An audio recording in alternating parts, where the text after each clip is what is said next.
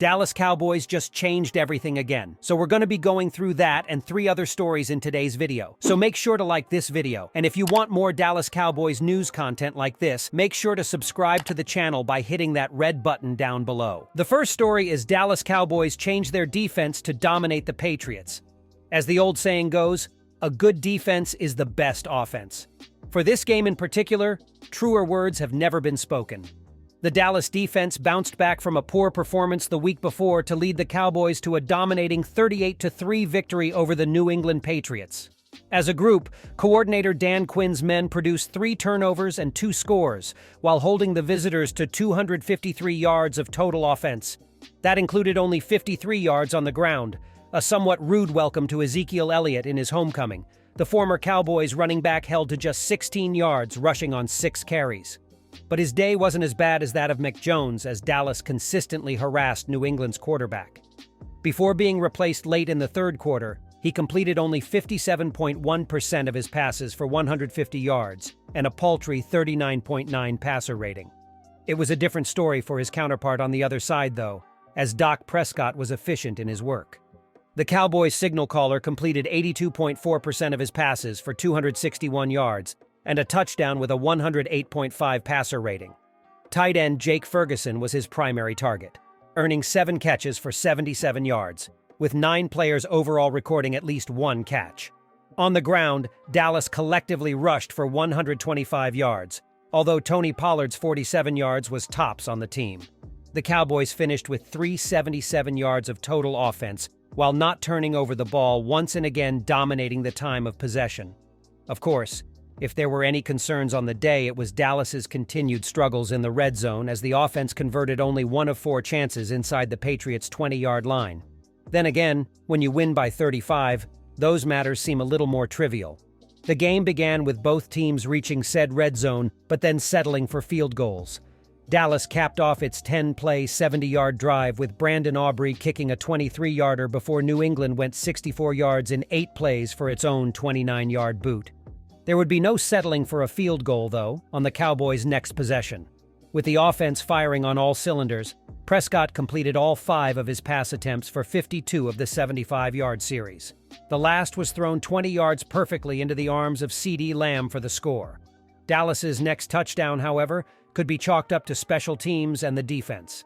A booming 55-yard punt by Brian Anger, followed by a hard-hitting tackle on punt coverage from Jalen Tolbert, resulted in the Patriots starting at their own 10-yard line. But on 2nd and 12 from his own 8, Jones scrambled out of the pocket only to have Dante Fowler strip-sack him from behind. Leighton Vander Esch then scooped up the bouncing ball and ran to pay dirt for his first career touchdown. And then the Cowboys employed a little trickery after lining up for an extra-point field goal try. Instead, the holder Anger threw a pass to a wide-open Chauncey Golston for the 2 points. Golston's first trip to the end zone as well. This marked the first time an NFL team has run a successful fake for a 2-point conversion since extra points were moved back in 2015. The good times kept rolling when Dallas added another 3 points soon thereafter. Aubrey was good from 23 yards this time to finish off an 11-play, 73-yard drive, as the Cowboys reached the red zone again, but had to turn to their kicker once more. But while the offense might have been having trouble crossing the goal line, the defense certainly wasn't. Just before the half ended, cornerback Darren Bland stepped in front of a Jones offering, snagged the interception, and raced down the right sideline 54 yards untouched for his second pick-6 of the young season. The Cowboys were set to give Aubrey a chance at a 66-yard field goal with 3 seconds left. But a false start penalty negated that idea. Still, the rout was officially on, Dallas going into the break with a commanding 28-3 lead. Dallas opened the second half by picking up right where it left off, quite literally. Bland intercepted his second pass of the day, this time corralling a Jones attempt on 4th and 2 at the Cowboys' 40-yard line and returning it 10 yards to set the offense up near midfield. Prescott and company took advantage of the gift, although for the 3rd time they were unable to score despite reaching the red zone. Aubrey remained true, though, this time splitting the uprights from 33 yards. Obviously, there was still 15 minutes remaining despite the outcome already being decided, but Cavante Turpin did provide some excitement with a 46-yard run around the right end.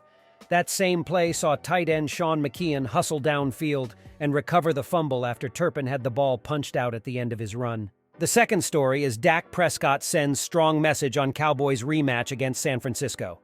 The Dallas Cowboys have a big game entering Week 5. While the Cowboys are riding high following their dominant 38-3 victory over the New England Patriots in Week 4, Dallas will visit the San Francisco in a rematch of last year's divisional round playoff matchup.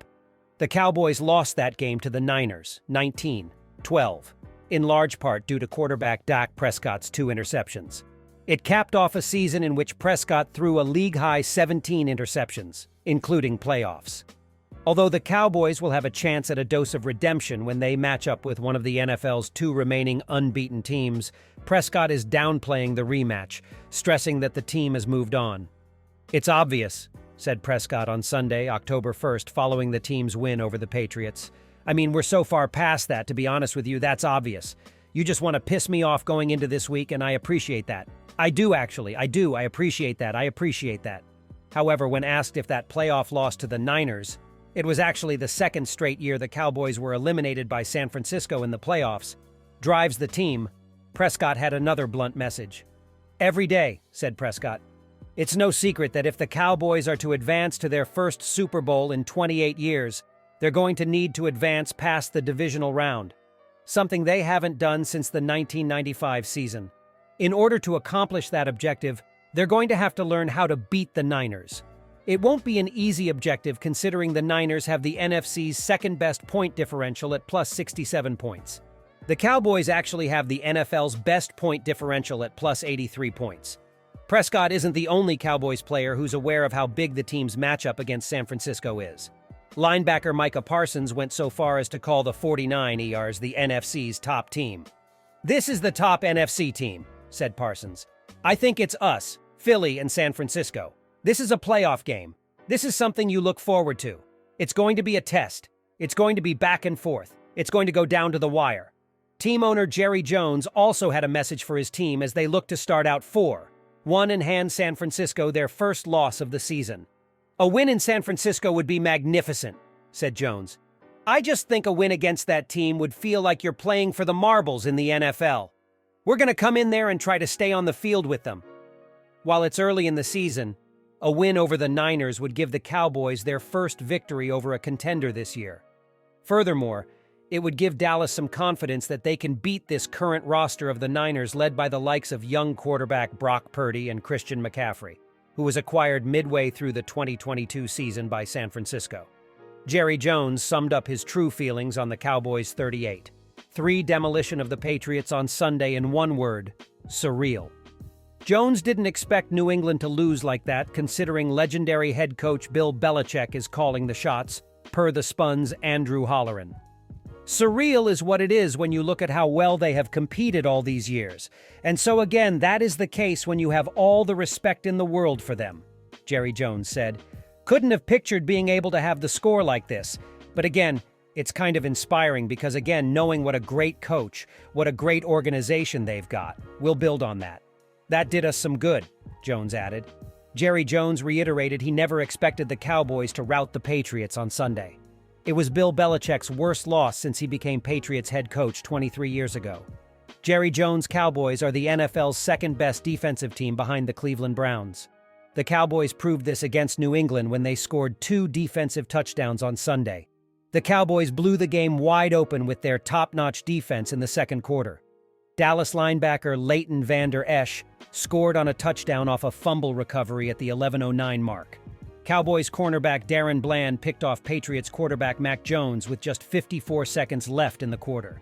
Bland took it to the house for a 54-yard pick six that gave the Cowboys a 28-3 lead at halftime.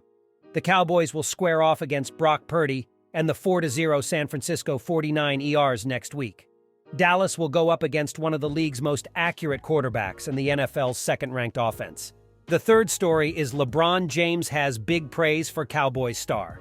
The Dallas Cowboys headed into this NFL season with most believing they had the best defense in the league, led by arguably the best defensive player in the league in linebacker Micah Parsons.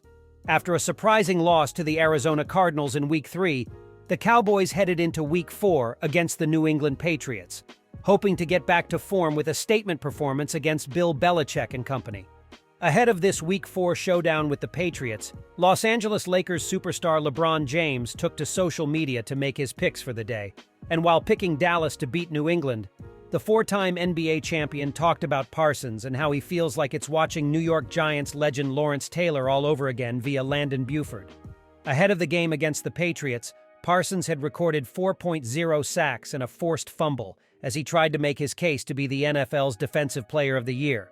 If Parsons can keep playing at this level while helping the Cowboys win games on a weekly basis, he'll definitely be in the conversation for the award, along with some of the other best defensive players in the league, like Nick Bosa and TJ Watt.